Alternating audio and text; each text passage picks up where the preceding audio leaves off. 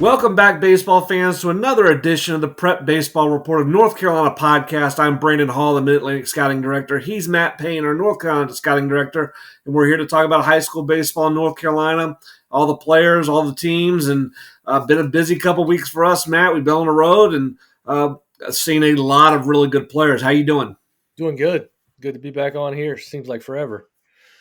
Yeah, we tried to. I think we tried to get together while we were in Atlanta, but our schedule during future games, I felt like we were leaving the house to get to the field at 7:30 every morning, and we're getting back home at 11:30, trying to figure out if we're going to eat dinner and then how much we were going to do work wise, getting posts and stories posted prior to having to turn around and be back at the field.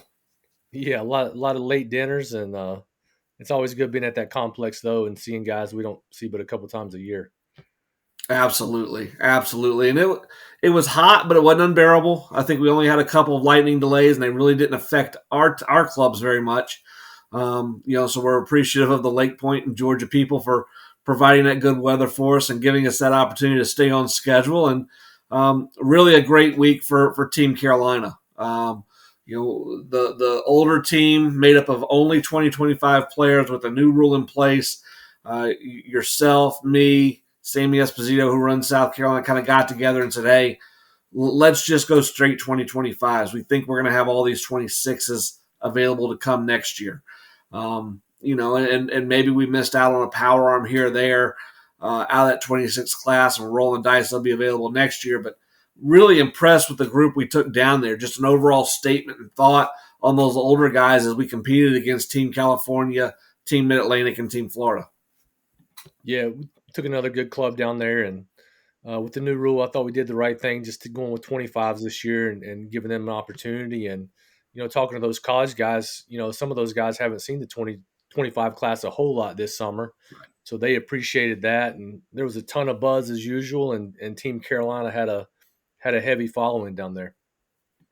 Yeah, I think close to 390 college coaches throughout the 4-day event. And let's start with the workout day. The workout day, it's four teams working out together. So it's us, Georgia, Florida, and Team Mid-Atlantic, which is Virginia and Maryland. And our guys go through by position.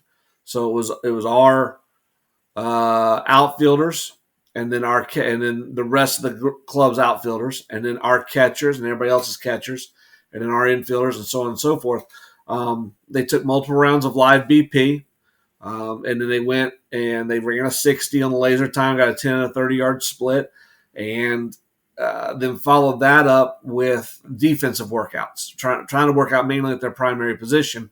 And we worked it on two fields, on another two fields, I think, with West Coast teams going through their workouts. So college coaches split their attention a little bit, but a lot of eyes on our guys. Yeah, ton of eyes on our guys, and like the format down there, and you can really set and dial in on some guys with it, broken up by regions a little bit. And I thought our guys were very comfortable and relaxed, and put on a good show and workout day. And we're going to go position by position and kind of break down the guys that worked out, the guys that threw in games, and really try to kind of give people a good feel for the North Carolina players that were there. But just an overall sense, Team Carolina, let's go North Carolina and South Carolina guys. Team Carolina from the workout day, who really impressed you? Who did you walk away with going, man, that was a little bit better than what we thought? And obviously expectations are high. They're at the future games. Yeah, I mean, they all deserve to be there. One thing that jumped for me was Xavier McCory and his BP. He's not the biggest guy, but, some of the pop he showed during BP, and, our infielders looked really comfortable. And obviously, Caden Davison had a big day, and Zach Bender was another guy that maybe some people didn't know as much about, but left-handed hitter, you watch him take BP, and he's just driving balls all over the yard. And I think he had one of the higher average exit velos of the whole event. Yeah, I think he was on the leaderboard inside the top 15. That's one of the numbers for me that jumps constantly. Is it's nice to see a guy, man. He's got elite raw power, and it's 100, 101 exit velocity. But then you go look, and his average exit velocity is like in the mid 80s. You're going, okay, what happened to get him dragged down that far? Zach, I think, was at 99 miles an hour, if not 100. and then his average exit velocity was close to 94, 95, if I'm right, if I'm thinking correctly. And so that number tells us that over the course of 2 rounds against a BP pitcher he has never seen, albeit a really good one, he gets in the box and then bang, bang, bang, bang, bang. He is on the barrel and just punishing baseballs. And every baseball player knows that that can be very difficult. Seeing an arm and seeing a slot, it may take 2 or 3 pitches to get dialed in. Well, if you have a pitch register at 20 miles an hour off the bat because you just miss it, that's going to affect that overall average velocity. And for a guy like him to drive the baseball, and he did it. He did it at our Team Carolina trials at Campbell, which earned him the spot for future games as well. Yeah, he did. He had a good day, and another guy that jumped. Not only, I think we knew about him, but some of our national guys, Matt McKnight, comes in and takes BP, and our national director's asking about him, and another guy that impressed on workout day. And I think one of the things that we see when we get to this event sometimes too is these long, lanky guys have kind of gone through that high school season. They've been sophomores in high school. Most of them are now playing varsity. It may be their first time on varsity, depending on where they're at. And then they go into the summer. Most of them are playing on, higher quality clubs, but it can be a long process. And we sometimes don't know what the length. Are we getting the quickness that we know is going to be there? And I think with what we've seen with Matt McKnight over the spell of the last 6 months is we saw him in February. We saw him a couple times in the high school season. We saw him in the early summer, and now we see him at future games. That quickness it's not just piling on. It didn't just come out of nowhere, but he's a little quicker. He's a little quicker. He's a little quicker. He's a little quicker. And when you have those long arms, and you can speak to this and trying to evaluate hitters, that can be difficult for a hitter and dealing with that length and trying to figure out how to stay short, and keep a direct path with the bat. And Matt's really handled that part of it very well. Yeah, I think it's tough. Guys that have long frames and they're a more gradual development strength wise, they're adding strength, and with being so long, it's hard to consistently sync up the swing and stay connected and have a repeatable swing. And that's something he's done a really good job of. It's always been very simple. He's always had a ton of barrel feel, and now that he's starting to get stronger and more quick twitch, I mean, he really jumped at the event. The other thing we see with him is the 60 time doesn't necessarily match how well he runs. We saw him go first to third. We saw him go first to home. We saw him go home to third. We saw him move it a little bit at shortstop in workouts. We saw him moving at third base in game. He plays faster than a 60, and I think that's one of the things that's important for us to get 10s and 30s on guys is because those 10-yard splits, 30-yard splits give us a lot of information on kind of the baby giraffes of the rosters, the guys that are still trying to figure out exactly where their body's going. And over 60 yards, they can lose it for 2 to 3 yards and really hurt their time versus a smaller guy that's choppy and, kind of knows where his center of gravity is at all times. Even if they lose it for a step or two over that 60 yards, they get it back really quickly. Lanky guys don't. So I think those 30-yard times, and Matt's one of those guys, his 30-yard time is a much more reflective of the speed he plays at than a 60. Absolutely. And you can look at those guys and you can see that 60 improving as they get stronger and can hold that speed over the course of the full 60 yards.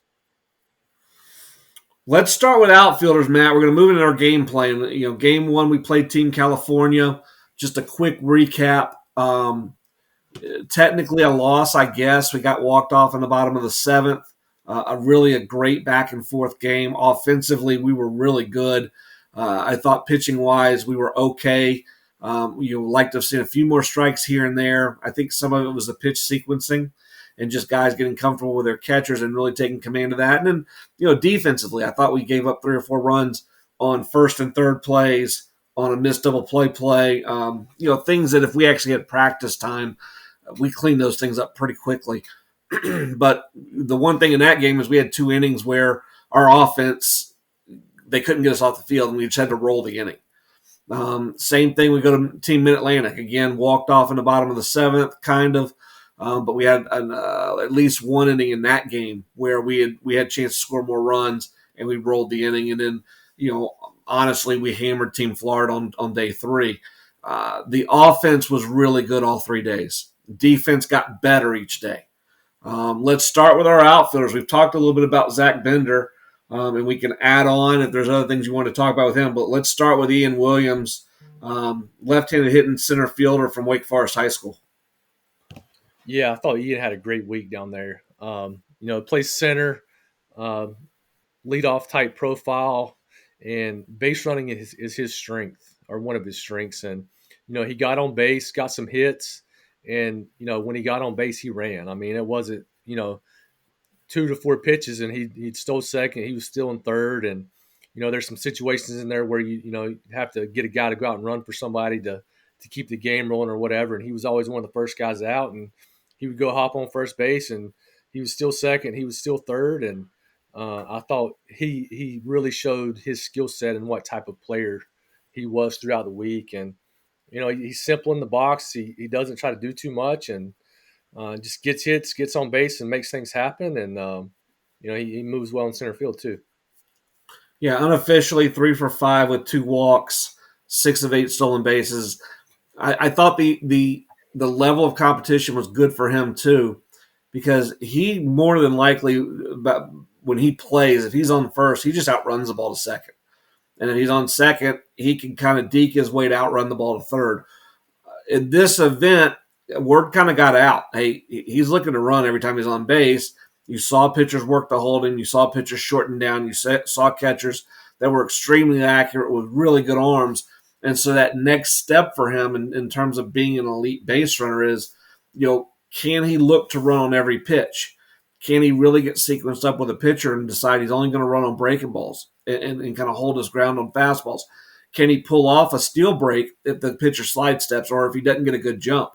And that's things he hasn't ever had to do. He's just, even a bad jump, he's been able to just outrun it. And so I thought that competition was good for him. And it still shows really well because his steal break times were outstanding, even when he got thrown out. Defensively, you touched on it. He solidified us for a couple days as we got a couple other guys used to playing center field. Was very, very comfortable in center, was very comfortable going left to right, was very comfortable leadership wise, moving other outfielders. And I thought that was a big deal. Um, Zach Bender was our other North Carolina outfielder. You mentioned his workout day. In gameplay, 2 for 4 with 2 doubles and a hit by pitch. And, really after going 0 for 2 on day one against Team California, he really settled into the box and guys took note. He's hitterish when he's walking to the plate. Yeah, he is. I thought he had a good approach. In hitters counts, it was a really aggressive swing, looking to do damage and get the barrel out. But he also showed the ability to drive the ball the other way, and I think that's important. And when he would get down on some counts, it was competitive at bats. He was shorten up and foul off pitches, and he just has the ability to drive the ball over the ballpark. And like you said, very hitterish, and just shows a ton of comfort in the box. And I think those college evaluators really noticed that. Let's move on to the one catcher from North Carolina. We had 3 down there on the roster. Really kind of one each, North Carolina and South Carolina, and then Peter Mershon was kind of a utility guy that sat in there and caught really well. I don't know his future's behind the plate when he's running a sub 6'6". But Aiden Wall from Ledford High School, long lanky frame.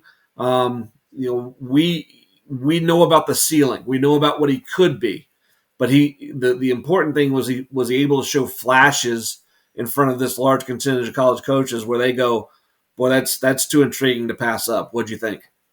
Yeah, I mean, long athletic frame. It can hold a ton more weight. He hit throughout the whole week. Some of his, we've seen it in BP. We've seen him probably more in workouts than in games, but he really translates it to the gameplay. He barreled a couple off speed pitches, drove some fastballs.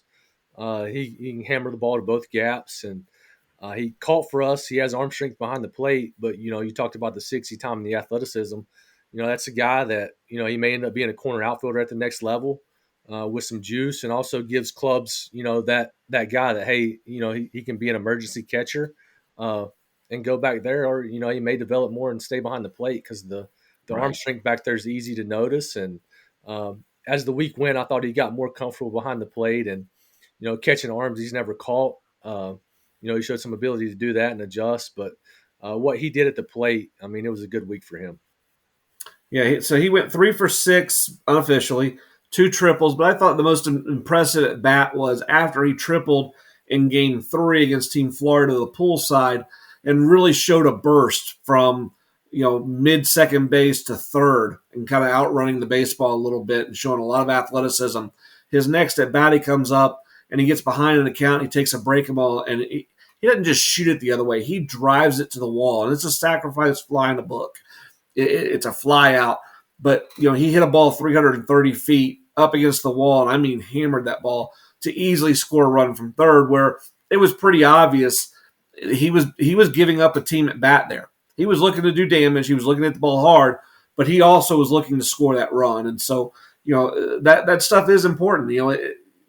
Guys in those environments, it's easy to be me first because it is a showcase, and in a lot of aspects they should be me first. But to have an at bat where you're willing to get to a 2-strike setup in a 1-strike count, so that you are allowed to drive the baseball, you are allowed to score that run. That was the most impressive at bat he had for me. Yeah, and it's we give those guys a ton of freedom down there and let them play, and they definitely have the ability to be selfish. But you go up and down the lineup, and guys had a lot of team at bats on their own. When they get behind, to Yes. say, hey, I'm gonna do something here and play the game, and that did not go unnoticed by us or college coaches. Let's move on to the corner infielders, and it's a unique group. Really, we took 3 third basemen with Caden Davidson, Connor Robertson, and Matt McKnight. McKnight has an ability maybe to shift to shortstop, maybe to second base. There's some middle infield instincts there. Connor Robertson's probably a true third baseman. Caden Davidson has the ability to flip over to first. Was very athletic around the bag. Let's start. We've talked about McKnight and kind of gone into what he did. And, for the week, he was 2 for 4 with a triple and got 2 walks, multiple RBIs. He kind of had his best at bats with runners in scoring position. He had really good plans throughout the week. Let's talk about Caden Davidson. He switch hit during the workout, right-handed only during games. I think he's got a chance to be a special hitter. What did we see during the future games? Yeah, big frame. He's got some juice. A lot of times with a guy that big and have power, you see some bigger swings, more aggressive swings. But he does it with a compact swing. It's very controlled in the box. I think in BP, but he drove one off the wall to the opposite field, and there's not a ton of effort in there. And he has gets the barrel to the ball consistently, and just a mature approach. He's got baseball IQ. I think he's really going to hit, but then just his feel around the first base bag, he really shows some comfort over there. For me, I equate him a little bit to the guys that maybe you see at a golf driving range. You may see that long drive champion who's got a lot of effort in his swing and really coiled up and really long and really aggressive and really efforty through the ball and hoping to keep it straight enough 1 out of 8 times to get a ball to land, knowing he's going to hit it 300 plus yards every time he hits it. And then you have the pro next to him who's hitting it 315 yards and hitting it right down the chute every time. Caden's more that guy. When you watch him in BP, when you watch him in games, he's never out of control. He never seems to be fooled by a pitch. He tracks the ball so well. He does swing and miss here and there, but like his BP, you're trying to grade out the bat speed, and if you're not really watching and you're just kind of lulled to sleep, it's average to above average. But then when you look up, every ball's backspun, every ball's center field at oppo, and every ball's carrying to the warning track. And you're going, it's just so easy. And I think the bat speed is going to continue to come. Again, long, lanky arms. I think controlling that barrel sometimes can be an issue and trying to figure out where it is at all points. But, man, it's just such a pretty effortless mechanical setup that it's easy to dream about where it's going to be in 2 years. Yeah, and that body's not close to being mature yet either. I mean, Right. that body's going to develop, and the great week and that easy effort and maturity really stood out to me for him. Connor Robertson, third baseman from Mooresville High School, a guy I got several calls on as we added him to the roster, as we took him down there. I think he's a guy of intrigue. in past years, he may have been off the board as guys may have gone in earlier to see him with the new rules and not being able to talk to him until August 1. I think it slowed that process down a little bit. But Connor was an MVP candidate. If I think if it's a little bit more high profile name going in, there's a little bit more prestige to the week that he had. But I think he shocked some of our national guys because he's not on a lot of our national list. And I don't know that he turned himself into a draft prospect either because the frame kind of is at its ceiling. He's going to get stronger. He's going to get a little bit quicker. But it's not just oozing with length and lankiness and thin. He's got some strength already there. But Connor's 5 for 7, a double, and of his 7 at bats, he put 5 balls in play at 93 miles an hour or harder. Just a really impressive week from Connor. Very, very confident in who he is as a player. I mean, he showed that throughout the week, and I think we talked about it after day one against California. They threw some good arms at us, and some of his takes, he took them like it was no big deal and laid off some pitches, and then two Right. strikes, drive a ball through the middle of the field, and like you said, he was on the barrel all week. It's a compact swing, and he really has the ability to drive the ball to that opposite field gap. And you don't see him too often try to really yank something or get the barrel out and yank something to his pull side. He'll sit in there and he can let the ball travel a little bit and then make hard contact the other way. And that's a guy that thinks no matter where he ends up, he's going to hit and he's Yeah. going to keep hitting.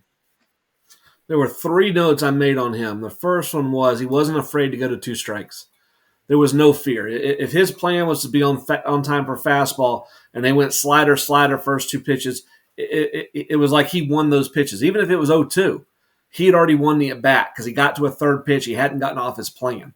And that's frustrating as a pitcher when you see a guy just spit on slider and still step out of the box in an 0-2 count, and he's extremely confident because he stayed to plan. So that was the first thing. The second thing was when he decided to ambush a pitch, he ambushed, he was on time, he was out front, and he hammered it. It only happened once, but he got into a 3-1 count, and he made a decision he was going to be early, and he went and got a fastball and absolutely smoked it to the pull side. And then the third thing was the swing is designed to be level and flat. It's a lot of hard line drive, hard ground balls. I think if you're looking at him and trying to project him out, if he gets with the right developmental system, natural leverage is in the swing. He's hitting the ball hard because he's staying in the middle of the field and he's on the barrel.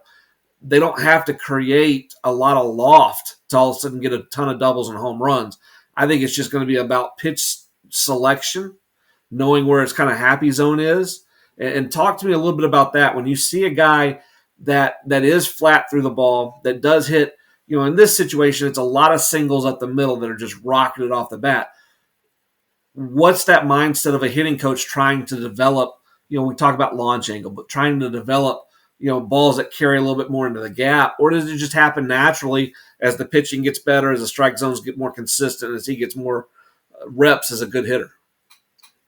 I think when you have a guy like that who's a ton of feel for the barrel, can drive the ball to both gaps, and it's like you said, it's a lot more low flight right now off the barrel, and not afraid to hit with 2 strikes and let the ball travel.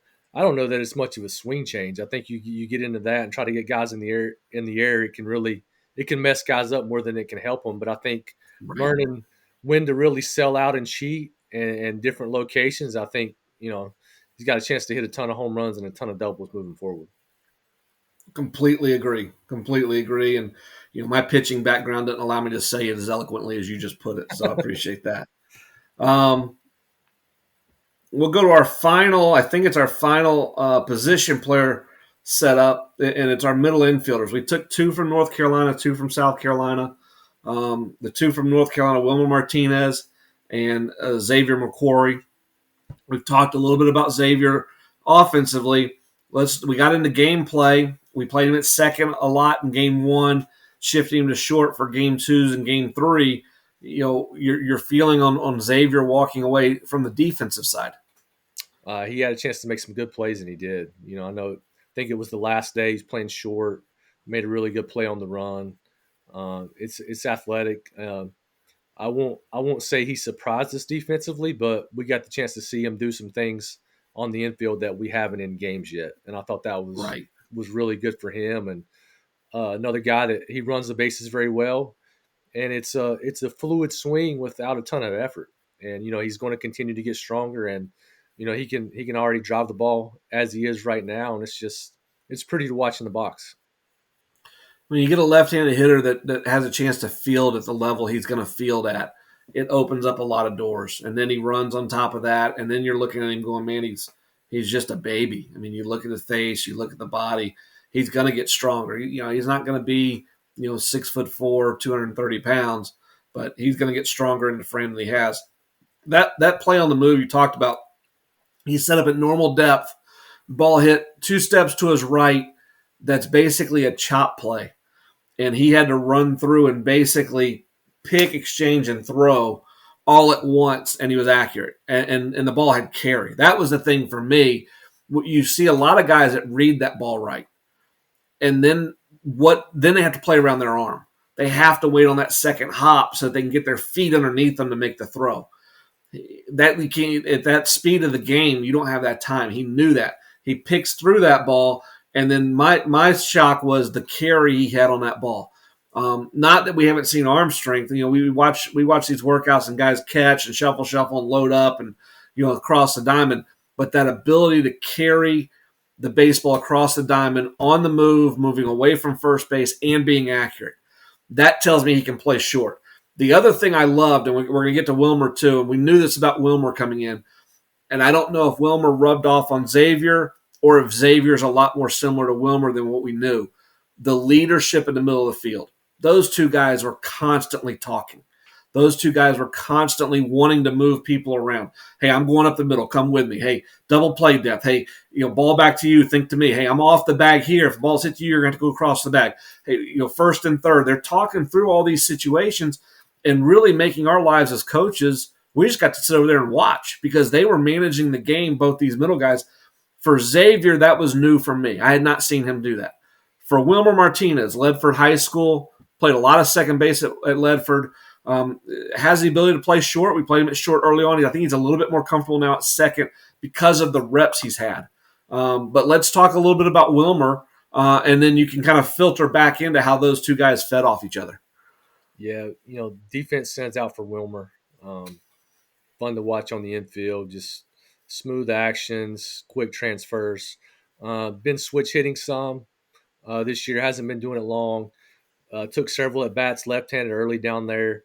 Swung it well in BP. I think the velo got to him a little bit in some games there, just out of sync a little bit, a little different what we've seen in the past. But the more at bats he got, the more dialed in. And then the last day right-handed launches a home run to left field, and it's short and compact from both sides. And go ahead.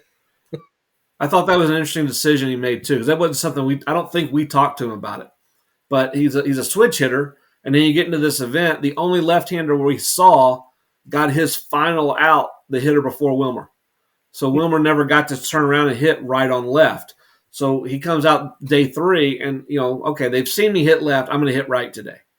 And then the right-handed swing is much more advanced than the left-handed swing.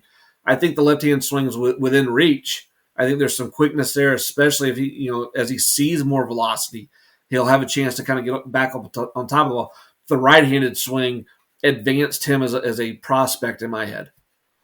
Yeah, he's stronger right-handed. I do think the left-handed swing has potential, but one thing for him is, and Xavier both, is you wouldn't know if they were having a great day or a bad day.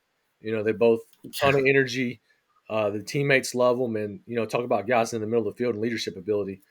Both those guys showed those qualities, and always had a smile on their face, bounced around, and just fun to be around as a player and coaches. And Wilmer, I think, showing that maturity just to go, hey, I'm going to hit right-handed today, and he had a really good day that last day, and he's a prospect moving forward.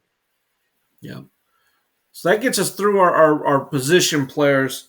Before we transition, Matt, into our pitchers, I do want to talk a little bit about us getting through the week in Atlanta. I tried to hit fungos on Tuesday and Wednesday, and that was probably a mistake because I was freaking. You saw me back at the house Tuesday night. Tuesday night after the JFGs. Trying to be the team guy, I tried to hit for some other groups before our group got there and let them watch their kids and take some video and that type of stuff. I was hurting. I was dehydrated, and I had to kind of suck it up a little bit and man up, so to speak, as we got back to the house that night. But we had a conversation, the next day, and you had talked about our sponsor, Liquid IV. You actually had a chance now to try the product out and use it. We talked about it already, but share your experiences a little bit with Liquid IV and what did you think? Getting a chance to try the product. Yeah, I talked to some people that have been using it and nothing but great things to say about it. And I tried it, and it's great taste, and you get all the electrolytes and vitamins, but you don't feel like you're drinking a sugar drink. You feel like you're Right. doing something healthy, and you still feel that kick that you want to feel when you're out there in the turf's 130 degrees, and you're sweating like crazy and have long days, and it's just you know gives you a boost and helps you feel refreshed. Yeah, so one of my brother-in-law is in the sheriff's department in North Carolina, in a county. I'm not gonna name the county, but he actually we turned him onto it as well, and he's talked about the even within the department because those guys are in their cars and it's freaking 95 degrees and you're trying they're running the AC, sure, but you're trying not just to load up on sugary drinks and food. It's a simple way, even if you're in more of a sedentary lifestyle, just to stay awake. We're going to drink sugar. We're going to pump the calories in. And I feel like Liquid IV, he talked about it being a really good option for them, giving their bodies some taste, and while staying hydrated without pumping things that aren't good for their bodies. Liquid IV's 12 delicious, refreshing flavors to keep your hydration routine exciting. It contains 5 essential vitamins, including B3, B5, B6, B12, and vitamin C. 3 times the electrolytes of traditional sports drinks, made with premium ingredients, non-GMO, and free from gluten, dairy, and soy. Liquid IV believes in the equitable access to clean and abundant water and the foundation of a healthier world. And you can get 20% off when you go to liquidiv.com and use your promo code PBRNC, the number 2, the number 3. Again, PBRNC23 at checkout. That's 20% off anything you order when you shop Better Hydration today using the promo code PBRNC23 at liquidiv.com. And I did recover. It took me a couple days. I had some Liquid IV that helped me. I got a chance to stay away from the sugary stuff as I'm trying to get my body back in a little bit better shape. Jumping back to Team Carolina, let's run through the pitchers, and we're just going to go game by game and the guys that we saw. So the first 2 guys that threw for Team Carolina, from North Carolina against Team California, Austin Fetterspiel, East Forsyth, big righty, was up to 85. Talk a little bit about what you saw out of Austin. We've seen him during the high school season. Um, Good fastball, relies a lot on his fastball. I think he had a good plan when he went out. I'm sure they heard us talk all week to our hitters. Jump fastballs early. Be ready. Mixed in quite a bit of breaking balls early. And fought for some field a little bit. But his second inning, he went out and got dialed in and located the fastball, and the breaking ball got better, and just really impressive that second inning to work. As big as he is, that was the thing that I was kind of hoping to see, especially after his first inning. He just, and you could see he was fighting. He was fighting his rhythm. He was fighting his line. He just couldn't get in sync to get it to go. And of course, the velocity's on the board, so he knows he's not the velocity he wants to be at. To relax a little bit and then to go get it a little bit in the second inning. He's you're going to hear this with several of our arms that we took down there. They're ground ball guys. They're early pronators. The ball's got light spin. But it's darting down and in, and living down in the zone from his angle can be tough because he's so big. But as he kind of figured that out, it was soft ground ball, soft ground ball, soft ground ball, and we got a chance for those guys behind him to make some plays.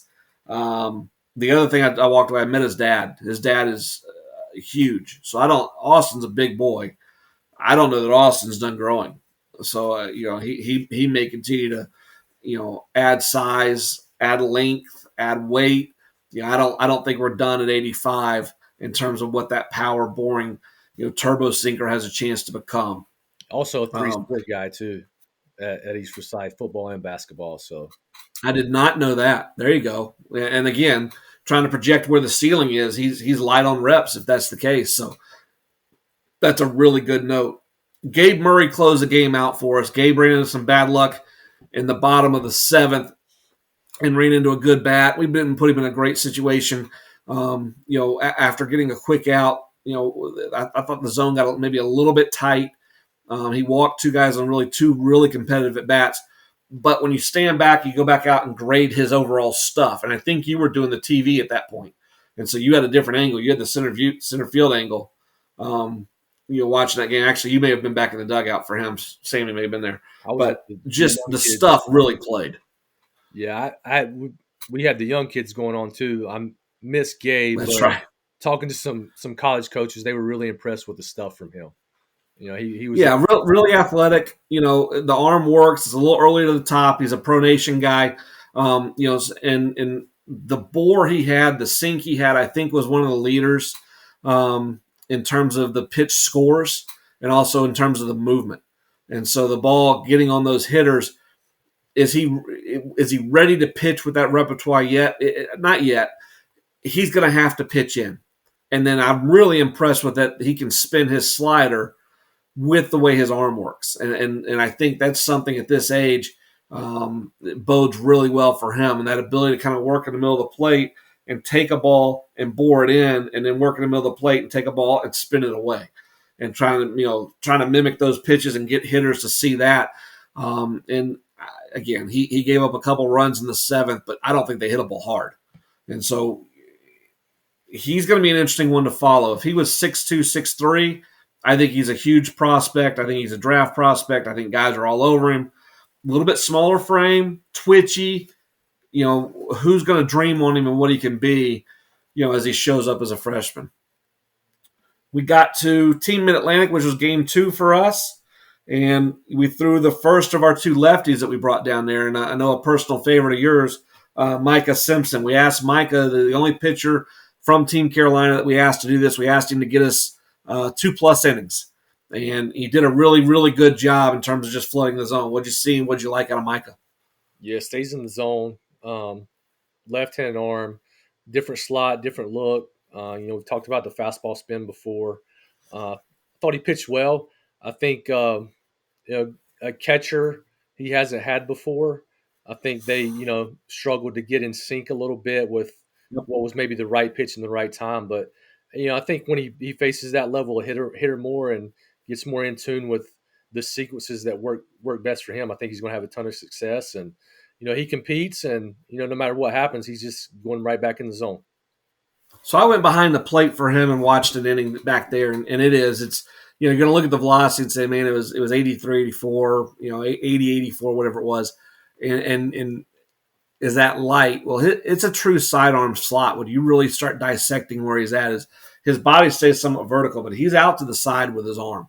The spin isn't necessarily true sidearm, but he's getting run to it. He's able to throw breaking ball out of that slot. He's able to throw changeup out of that slot. He's able to pitch in out of that slot. So I completely agree with you. Working with a catcher, having a catcher back there understands him, probably speeds his innings up. And it wasn't so much, do we throw fastball or breaking ball? It was, do I trust where he said, I'm trying to go 2 inches off the plate here. Can I throw my catcher's cup, or is my catcher on the third? Do I need to throw his knee? And he's trying to dissect all this as he's getting to balance and trying to figure out where the catcher's set up instead of just trusting hit his cup, hit his glove, or whatever the cue is. The part about seeing this level of hitter, the next step for Mike, and we saw glimpses of it, is he's going to have to, once he's established arm side, away. You saw California guys, and it's not a team meeting. It's not a group of guys that got together to huddled up going, hey, he's away. He's working away. They just saw it, and they got up on the plate, and they started to dive. And he stood a couple guys up and finished those hitters. He just didn't do it enough. And in his third inning, guys got a couple cheap hits here and there. At bats dragged out a little bit. He was getting a lot of soft foul balls, If he just sticks the ball in, he stands a guy up, he goes back in, he says, can't dive. You're not going to be allowed to dive on me. I throw hard enough, you can't do that. Those at bats are done right there. And I think it's a great, again, being at the Future Games gives you feedback. It's not just about showcasing. It's about kind of getting a feel for where you're at and then making those adjustments too. One of the guys I felt like was a fairly big winner for our pitching group, Jake Kakovic, right-handed pitcher out of Holly Springs. Again, multi-sport guy, 6'7", but boy was it clean. What'd you see out of Jake? Very clean. I thought he had good presence on the mound. Just his ability to flood the strike zone, not only with the fastball but the breaking ball too. He'll land the breaking ball for a strike in any count. And like you said, dual sport guy, a ton of athleticism, and there's a lot to dream on. Up to 87, and if the breaking ball's sharp and fall off the table and spinning at a higher rate, he's off the board 2 years ago. And so talking to the college guys, I went back behind the plate and watched him too. And when he was down, the angle the ball's attacking the plate at, the bore and the run to the arm side that he was getting made those were not fun at bats. I mean, he's just eating some guys' hands up. The ability to now, can he get spin to match at least somewhat what his fastball is doing? He lands it, but it's not a scary pitch. It doesn't really tunnel with fastball. It doesn't have really sharp late tilt. I think it can be in there. I think you may have to throw cutter to do it. But talking to the college guys back there, they're talking about, man, this is prototypical sink slide. This is a big body. There's some things you can do here. There's some things that are different. And then they're going, man, I just wish if you just spun it a little bit more. And you're going, dude, if he spun it better, he ain't here. Yeah. He'd have been off the board a year ago. So somebody's going to dream on that. Somebody's going to figure out a way to get him to spin the baseball the way they want to. And he's going to make somebody very happy for 4 years, in my opinion.